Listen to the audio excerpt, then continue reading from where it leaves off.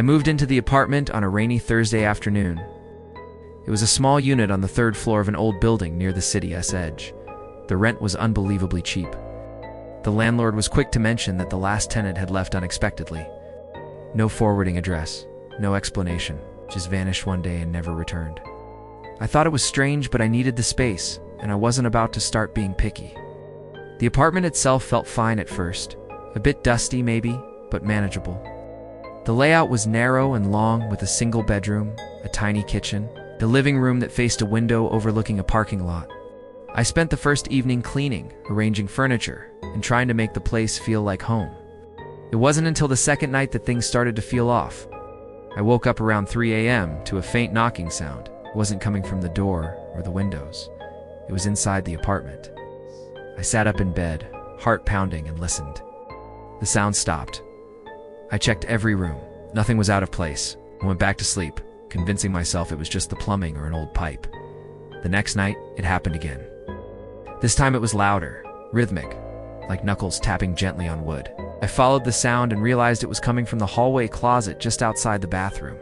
I stood in front of it, half asleep and unsure of what to do. The knocking stopped as soon as I touched the doorknob. I opened it slowly. The closet was empty, just shelves and a mop. From that point on, things escalated. Small objects went missing. My keys would disappear and reappear in odd places, like the freezer or under the couch cushions. Lights flickered. Television turned on by itself during the night, always to a static channel with no signal. The hallway closet would be ajar every morning, even though I always made sure to close it before bed. One day, while cleaning under the kitchen sink, I found a small black notebook wedged behind the pipes. The pages were water-stained and some were torn, but most of it was legible. It looked like a journal. The first entry was dated 8 months ago. The handwriting was shaky, uneven. Day 1. Moved in today. Something feels wrong here. The entries continued, getting more frantic as the days passed. Day 6. I hear them at night, whispering from behind the walls. Day 12. Closet door keeps opening, even when locked. I'm not imagining this. Day 19. I tried to leave. My car wouldn't start. Think something is keeping me here. Day 24. It doesn't want me to leave. I see it in the mirror sometimes. It's not me. The last entry was short. No date. Just 2 words written in large, shaky letters. I'm next. I dropped the notebook and backed away. I suddenly remembered what the landlord had said about the previous tenant leaving without a trace. Could this have been theirs? If so, they hadn't left. Not willingly. That night, I didn't sleep. Sat on the couch with all the lights on. Around 2:45 a.m., the television turned on by itself. Just static. A low hiss filled the room. I got up to turn it off. As I reached for the remote, I saw something move in the hallway. A figure, tall and still, standing in front of the closet. I froze. The figure didn't move. The closet door creaked open. I couldn't see its face, but I knew it was looking at me. I blinked, and it was gone. The next morning, I called the landlord and told him I was leaving. He didn't ask why, just said all right, and told me to drop the keys in the mailbox. As I was packing, I looked at the closet one last time. I stood in front of it for a moment, then opened the door. Nothing. But inside, written on the inside panel, were faint letters carved into the wood with what looked like fingernails. You'll be back. I didn't take anything with me. Not the boxes. Not the clothes. I just walked out, locked the door, and never looked back.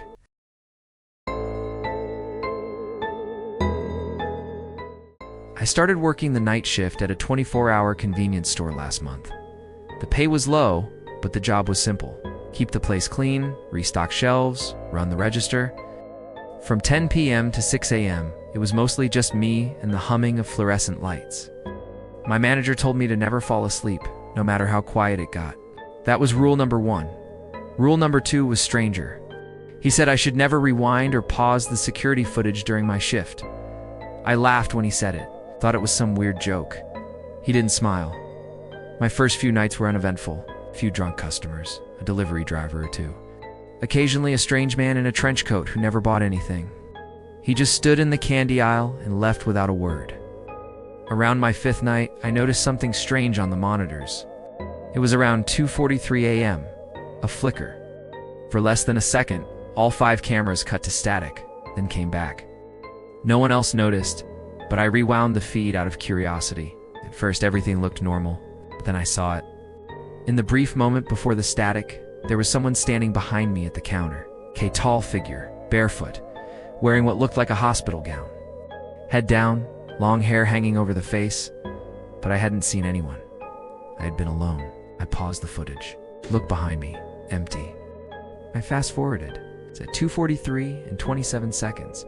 The same figure appeared in camera 2, near the back fridge. In another frame, it was walking toward the storage room. But when I checked the store, there was nothing. No sound, no movement. Just the buzz of the lights and the soft beeping of the refrigerator. The next night, the static came again. I didn't touch the footage this time. I sat still and watched the monitors. At exactly 2:43 a.m., the cameras went dark for 2 seconds. When they returned, everything looked the same, but I felt cold, as if something had passed through me.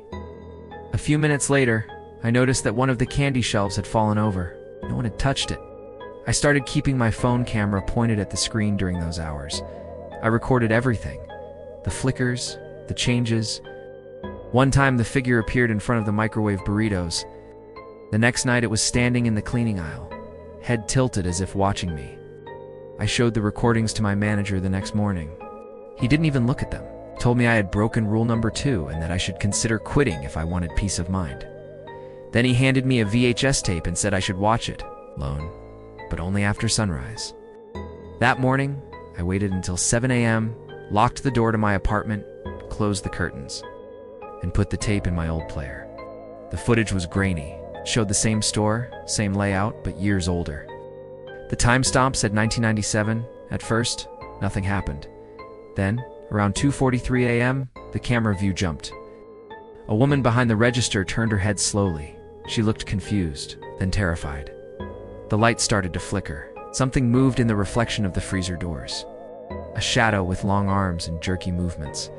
The tape ended with a sudden scream and then silence. I called the store that day and said I was done. I didn't even wait for my paycheck. I just stopped showing up. 2 weeks later, I passed by the store on my way home from a friend's party. It was after midnight. The windows were dark and the sign said closed. But when I looked closer, I saw the monitors inside were still on. And on one of the screens, I saw someone standing behind the counter.